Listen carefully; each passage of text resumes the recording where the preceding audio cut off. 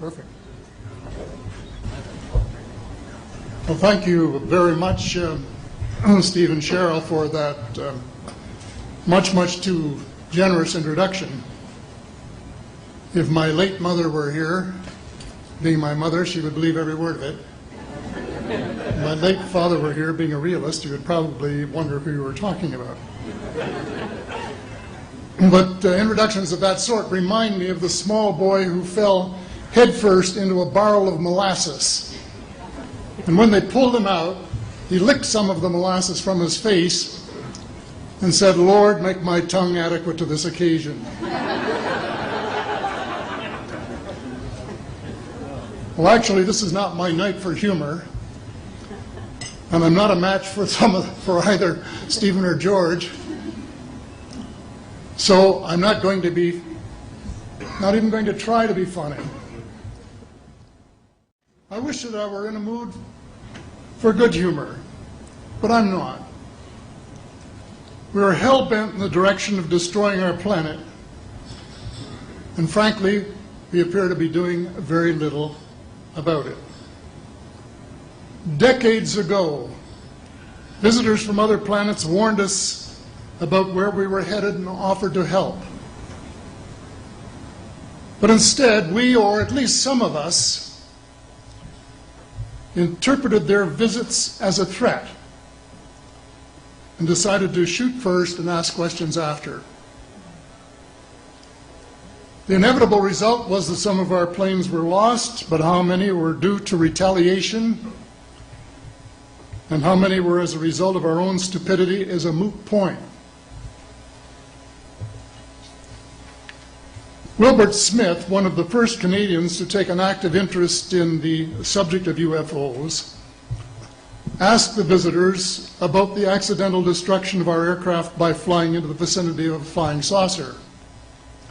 The response, and this is Wilbur's words, "We were informed that although a few of our aircraft had come to an unfortunate end by what they considered the colossal stupidity of our pilots, they were now taking corrective measures to avoid our aircraft. I asked them," and this is still Smith, "I asked them what happened, and they said, well, the fields around the saucers in order to hold them up, in order to produce the gravity differential, the time field differentials which were necessary to operate the ship. These sometimes produced field combinations which reduced the strength of materials to the point where they were no longer strong enough to carry the loads that the materials were expected to carry." Now, as we know, aircraft, particularly the military type, are built with a rather small factor of safety. And in these regions of reduced binding, the materials are no longer strong enough to carry the load, and the craft simply comes apart. When I read that, I was reminded of the late, great soprano Lily Pons, who used to smash crystal goblets with her high C. She would direct the sound at them, and something in the sound waves would change the structure of the glass, and it would fly apart. Well, this didn't satisfy our military chiefs, who must have thought that it was more important to secure American nuclear superiority, even though using it would result in the annihilation of us all, than to take the hint and start moving the planet back from the brink of global disaster.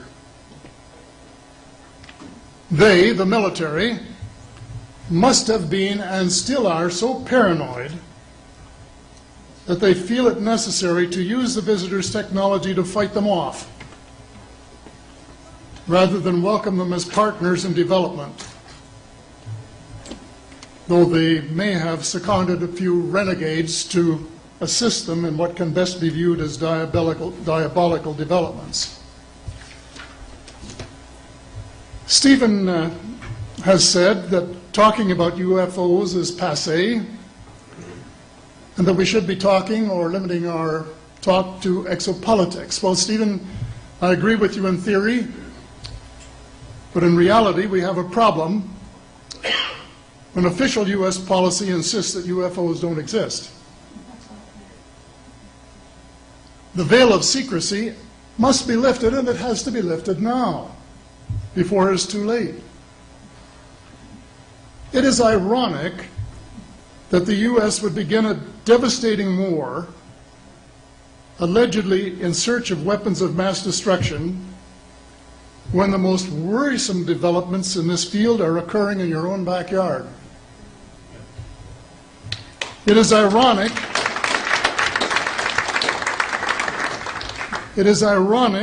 that the U.S. should be fighting monstrously expensive wars in Iraq and Afghanistan, allegedly to bring democracy to those two countries, when it itself can no longer legitimately claim to be called a democracy, when trillions, and I mean thousands of billions of dollars, have been spent on projects about which both the Congress and the Commander-in-Chief have been kept deliberately in the dark.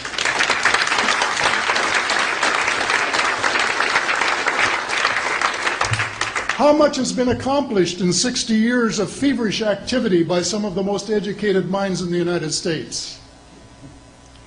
Has America developed flying saucers that are visually indistinguishable from the visitors, as alleged? And if so, what do they propose to do with them? Even more critical, what progress has been made in the development of clean energy sources that could conceivably replace fossil fuels and save the planet from becoming a veritable wasteland?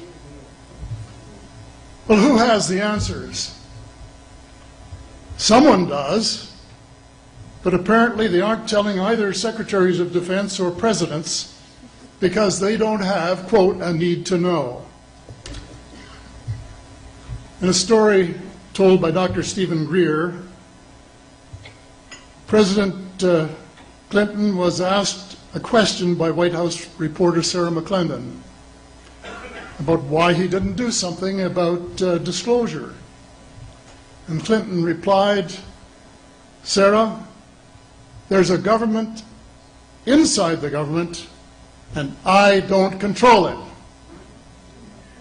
Excuse me, doesn't the Commander-in-Chief and the person who allegedly has their finger on the nuclear trigger have a right to know what his subordinates are doing? The people of the United States who have paid the bills have the right to know. The people of the world demand to know because it is our descendants too whose lives are in mortal danger.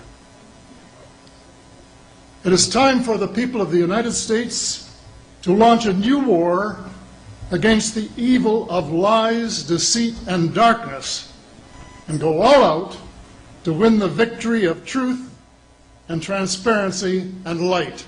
Thank you.